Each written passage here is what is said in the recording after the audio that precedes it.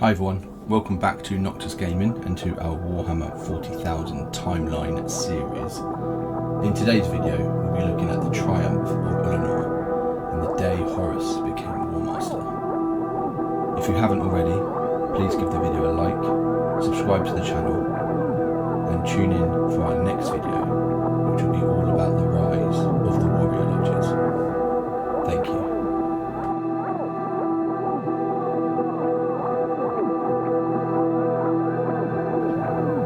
The greatest Ork empire of the age had fallen.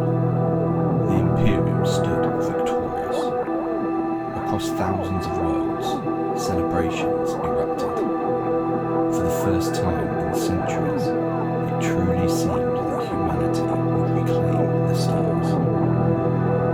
But while the galaxy celebrated, the Emperor had already made a decision. A decision that would change the course of history. Not with a battle, not with a conquest, but with a single title, Warmaster. The Ullanor campaign marks the greatest military victory of the Great Crusade. The largest Ork empire ever encountered had been shattered, its warlords slain, its fleets scattered. The greatest threat to Imperium expansion had been broken. Across the Imperium, the victory was hailed as proof that the Emperor's vision was within reach. Millions celebrated, billions gave thanks for the soldiers who had fought in Ullanor. It felt as though the Great Crusade itself was nearing its conclusion. Humanity's future had never looked brighter. The conquered world itself became the stage of an unprecedented ceremony. The smoke of war cleared, victory monuments rose, the ruins of Ork fortresses gave way to grand processional avenues. Delegations from across the Imperium arrived, the mechanical, the Imperial army, the Legionis Astartes, remembrances, iterators, dignitaries from newly compliant worlds. Never before had so much of the Imperium gathered in one place. It was not merely a celebration, it was a declaration. Humanity had returned to the stars. For decades, the Emperor had personally led the Great Crusade. No commander had equalled his authority, no voice carried greater weight. Yet the Imperium had grown beyond even his ability to oversee every campaign. Thousands of expeditionary fleets pushed ever deeper into the galaxy. Millions of soldiers fought wars separated by unimaginable distances. The Crusade needed a single commander, one who could speak with the Emperor's authority, one who could unite the Primarchs, one who could carry the Great Crusade forward. The Emperor had already chosen. Many have asked why Horus was chosen. The answer was not simple. Horus had been the first Primarch rediscovered. He had fought beside the Emperor longer than any of his brothers. He possessed immense tactical brilliance, charisma, diplomatic skill. He could inspire not only his own legion, but warriors from every legion. He forged friendships where others created rivalries.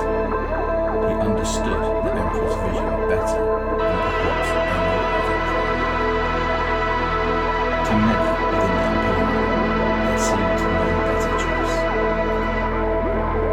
Before the assembled armies of mankind, the Emperor bestowed a new title upon his favourite son, Warmaster, Supreme Commander of the Great Crusade.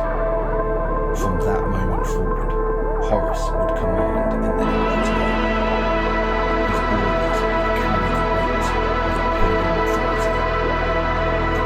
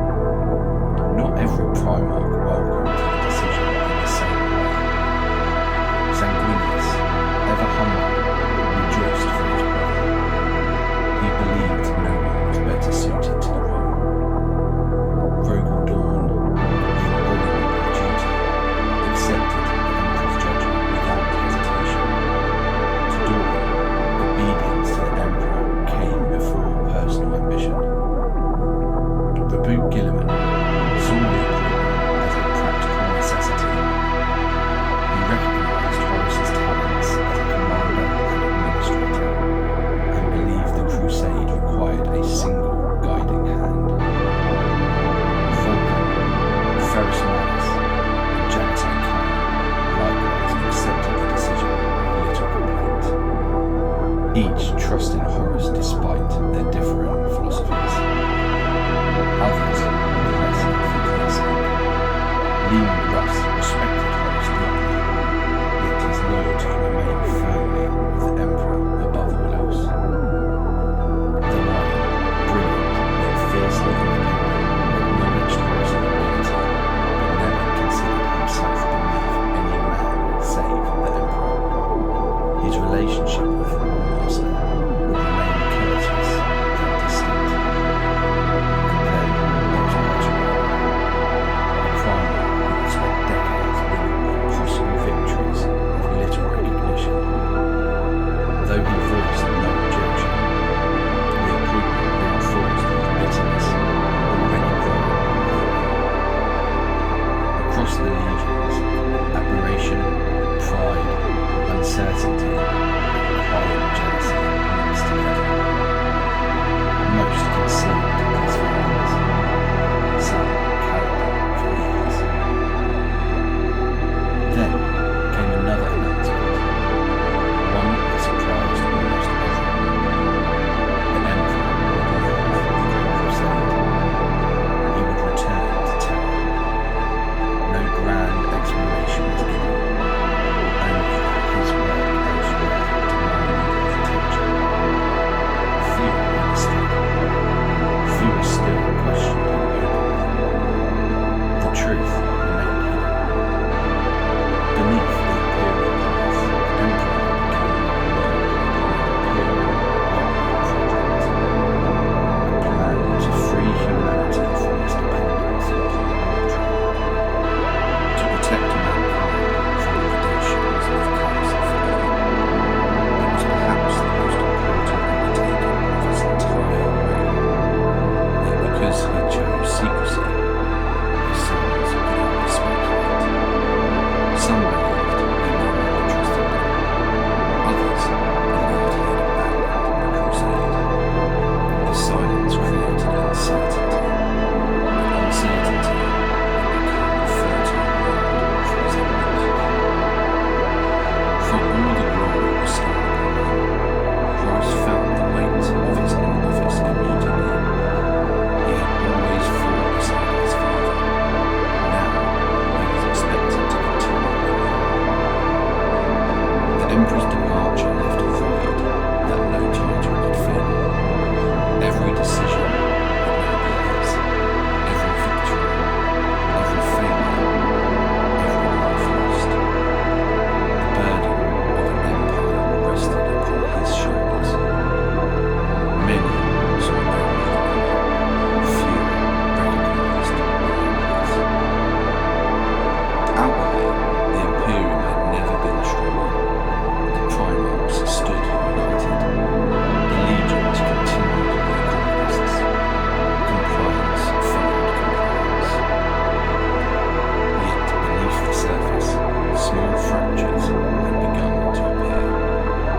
The word-bearers had already embraced the primordial truth in secret. Warrior lodges continued to spread among the legions. Rivalries simmered. Ambition lingered. And whispers travelled through. The Imperium had reached its greatest height. It was also standing upon the edge of a precipice. History remembers Ullanor as the greatest celebration of the Great Crusade. It was the last time so many of the Emperor's sons stood together as true brothers. Before Istvan, before Caliph, before Prospero, before Terra, they laughed together, planned campaigns together, dreamed of humanity's future together. None of them knew how little time remained. The Emperor believed he had chosen wisely. Most agreed with him. Horus was the greatest of the Primarchs, the Warmaster, the first among equals. Yet the greatest tragedy of history often begins with the best intentions. The Emperor left to save humanity. Horus remained to lead it. Neither realized the unseen hands were already reaching towards them. Patient, calculating, waiting. The galaxy had never seemed brighter, which is precisely why the darkness would prove so devastating. The Triumph of Ullanor was more than a celebration. It was the end of an age. The Emperor's dream had reached its highest point. The Imperium stood united. Its armies were victorious. Its future seemed assured. But history would remember Ullanor for another reason. It was the last great celebration before brother turned upon brother. The last moment when hope outweighed fear. The last day before the long shadow of the Horus heresy began to fall.